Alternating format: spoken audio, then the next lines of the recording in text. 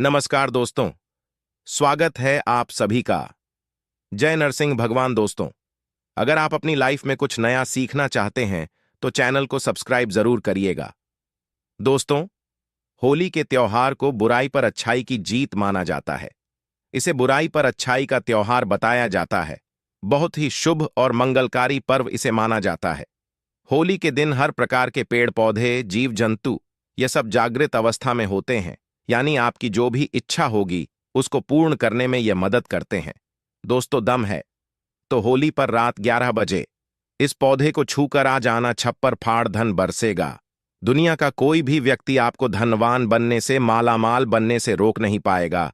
होली के दिन यह 5 पेड़ जागरूक अवस्था में होते हैं और इसमें से एक पेड़ को स्वयं भगवान नरसिंह देव ने, अर्थात स्वयं नारायण ने, जब हिरण्यकश्यप का वध किया था, असुर का वध किया था, तब उसे आशीर्वाद दिया था कि होली के दिन मैं तुम पर निवास करूंगा। दोस्तों, होली का पर्व बहुत सुंदर पर्व होता है। होली उत्सव और उमंग से भरा त्योहार है और खासकर विष्णु भक्तों के लिए यह त्योहार बहुत ही मायने रखता है। होली के दिन विष्णु भक्त व्रत भी करते हैं। होली का दहन के लिए लोग महीने भर पहले से ही तैयारी में जुट जाते हैं। नए नए वस्त्रों की खरीदारी की जाती है, उपहार की खरीदारी की जाती है और सामूहिक रूप से लोग लकड़ी और उपले ये सब इकट्ठा करते हैं।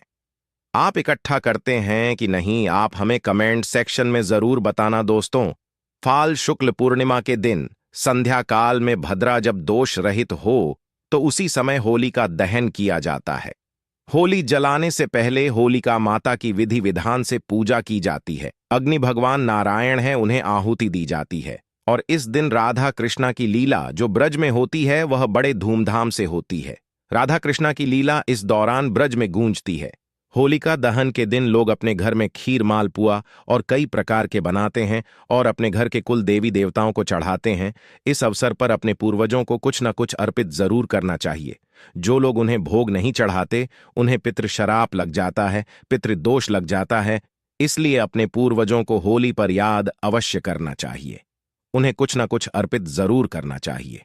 दोस्तों, होली के पूर्व संध्या में होली का दहन किया जाता है और इसके पीछे एक प्राचीन कथा भी है कि हिरण्यकश्यप भगवान विष्णु से घर शत्रुता रखता था। उसने अपने शक्ति के घमंड में आकर स्वयं को ईश्वर कहना शुरू कर दिया था। उसने अपने राज्य में घोषणा कर दी कि केवल उसी की पूजा की जाएगी। उसने अपने राज्य में यज्ञ, आहुति, देवी देवताओं की पूजा होगा, यह सब धार्मिक कार्य करवाने पर बिल्कुल रोक लगवा दी। वह संत पुरुषों को प्रताड़ित करने लगा। इस राजा हिरण्यकश्यप का पुत्र प्रहलाद भगवान विष्णु का परम भक्त था। पिता के लाख कहने के बावजूद भी भक्त प्रहलाद विष्णु की भक्ति में लीन रहता था। हिरण्यकश्यप ने अपने पुत्र को मरने की कई बार कोशिश की, कई बार योजनाएं बनाई, परंतु भगवान स्वयं उनकी रक्षा करते थे तो उसका बाल भी बांका नहीं हो पाया। असुर राजा की बहन को भगवान शंकर ने एक ऐसी चादर दी थी जिसे ओढ़ने पर अग्नि उसे जला नहीं सकती थी। और उसकी बहन का नाम क्या था? नाम था होलिका। होलिका इसी चादर को ओढ़कर प्रहलाद को गोद में लेकर चिता पर बैठ गई। दिव्य योग से वह चादर होलिका के ऊपर से निकल गई और उड़कर भक्त प्रहलाद के ऊपर आ गई, जिससे भक्त प्रहलाद की जान बच गई और होलिका माता जल गई। होलिका दहन के दिन होली जलाकर होलिका नामक दुर्भावना का अंत और भगवान द्वारा भक्त प्रहलाद की रक्षा का जश्न मनाया जाता है। दोस्तों, इस वीडियो के माध्यम से हम बताएंगे कि ऐसा कौन सा पौधा है जिसे होली के दिन आपको स्पर्श करके आना है, छू करके आना है। इस पौधे को स्वयं भगवान नरसिंह देव जी ने आशीर्वाद दिया था। कैसा आशीर्वाद दिया था आपको कथा के माध्यम से बताते हैं, लेकिन उससे पहले आपसे रिक्वेस्ट करते हैं कि वीडियो को लाइक जरूर करिएगा, दोस्तों को शेयर कर दीजिएगा ताकि आपके दोस्त भी इस उपाय का लाभ उठा सके। अगर दूसरे मदद करेंगे तो आपके भी समस्या का समाधान होगा। और अगर आपने अभी तक चैनल को सब्सक्राइब नहीं किया है तो चैनल को सब्सक्राइब करके बेल आइकन जरूर दबाइए। कमेंट बॉक्स में ओम नमो भगवते वासुदेवाय नमः अवश्य लिखें। दोस्तों, जिस पेड़ के बारे में हम बताने जा रहे हैं उस पेड़ को स्वयं भगवान नरसिंह देव ने आशीर्वाद दिया था। जब भगवान नरसिंह जी ने हिरण्यकश्यप को मार दिया तब अपने नाखूनों का उपयोग किया था, जिससे यहां भगवान ने नाखून के माध्यम से हिरण्यकश्यप को मारा था। तो हिरण्यकश्यप को मरने के बाद असुर रूपी रक्त उनके नाखूनों में लग गया। नरसिंह जी ने अपनी खुजली को शांत करने के लिए एक वृक्ष पर अपने नाखूनों को गाड़ दिया। इससे नरसिंह जी की खुजली तो शांत हो गई, लेकिन वह वृक्ष दर्द से कहरा लगा। उसे वृक्ष ने प्रार्थना की कि भगवान, आपने तो खुजली शांत कर ली, पर यह असुर रूपी रक्त हमारे शरीर में अपने छोड़ दिया है, इससे हम अशुद्ध हो गए हैं। हे प्रभु, आपने जो नाखून गाड़े हैं, इसकी पीड़ा हमें दिन प्रतिदिन सताएगी। हमें यह पीड़ा सहन नहीं हो रही है प्रभु। आप हमें इस पीड़ा से मुक्ति दिलाइक से प्रार्थना करने पर भगवान नरसिंह जी ने उस वृक्ष को आशीर्वाद दिया कि वृक्ष, मैं तुम्हें आशीर्वाद देता हूं, जब भी होली का समय आएगा तब होलिका के दिन और हर पूर्णिमा के दिन मैं तुम पर निवास करूंगा।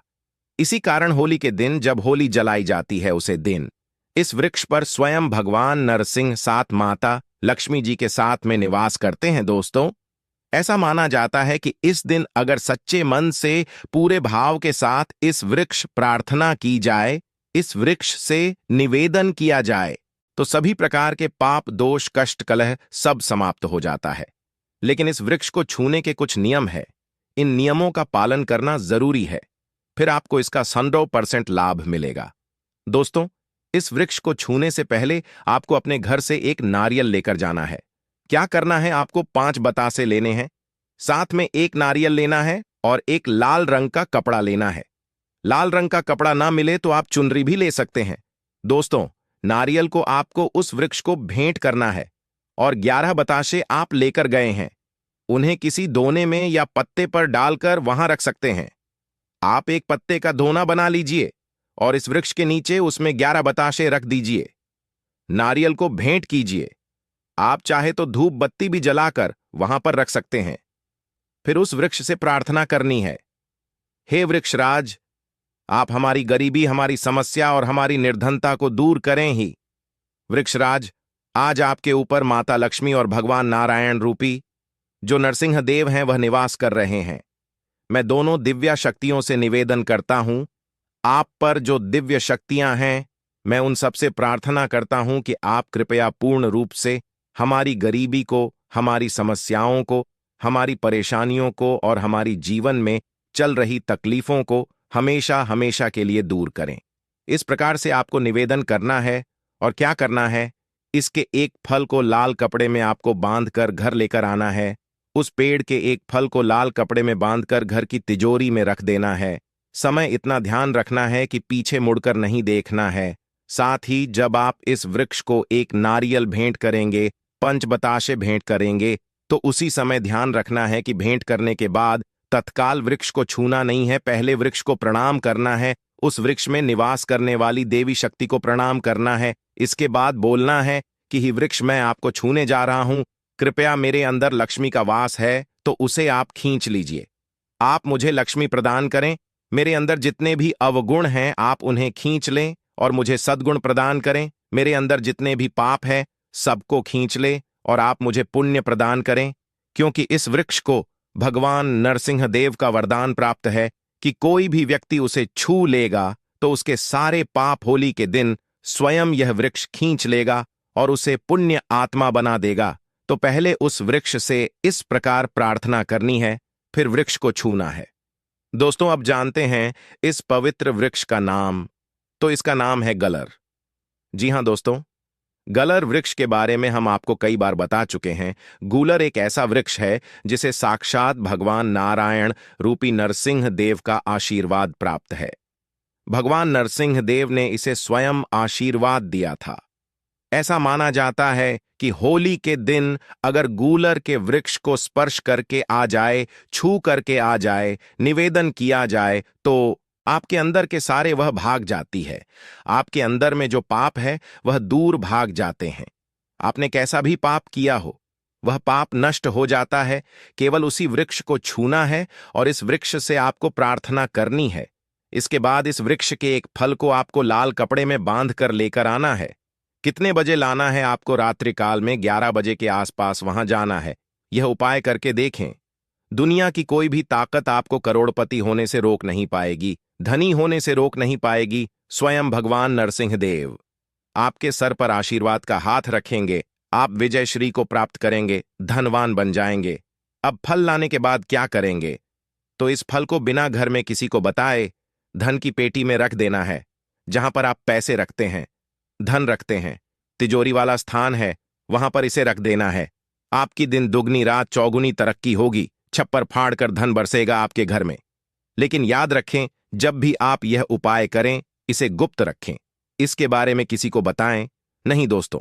कोई भी उपाय आप करते हैं वह तभी फलदायक साबित होता है जब किसी को उसके बारे में ना बताया जाए। यहां तक कि आपको अपनी पत्नी को भी नहीं बताना है, आपको अपने बच्चों को भी नहीं बताना है। और टोना टोटका की दुनिया में सबसे जरूरी होता है विश्वास। तो उपाय पर आपको विश्वास रखना है और इन्हें गुप्त रखना है, लेकिन टोटके सही होने चाहिए जो हम आपको बता रहे हैं। तो जो व्यक्ति जितने ज्यादा उपाय करता है, गुप्त रखता है, उसे उतना ही ज्यादा लाभ मिलता है, गुप्त धन मिलता है, दौलत रुपया पैसा सब कुछ मिलता है। लेकिन इसमें विश्वास होना जरूरी है। विश्वास है तो आप पत्थर में भी भगवान को देख सकते हैं। विश्वास नहीं है तो आपके सामने भगवान खड़े हैं, वह भी पत्थर तुल्य हो जाते हैं। तो दोस्तों, यह उपाय जरूर कीजिएगा, आपके जीवन में परिवर्तन आ जाएगा। आपकी सभी प्रकार की मनोकामनाएं अवश्य पूर्ण होगी, आपकी गरीबी मिटेगी। मित्रों, इस उपाय को करने के बाद आपके जीवन में किसी भी चीज की कमी नहीं रहेगी। तो दोस्तों, वीडियो यहीं पर समाप्त करते हैं। कमेंट बॉक्स में जय मां लक्ष्मी अवश्य लिख दें, जिससे मां लक्ष्मी जी की कृपा आप सभी को प्राप्त हो। दोस्तों, आप सभी से हाथ जोड़कर निवेदन है कि हमारे चैनल को सब्सक्राइब जरूर करें।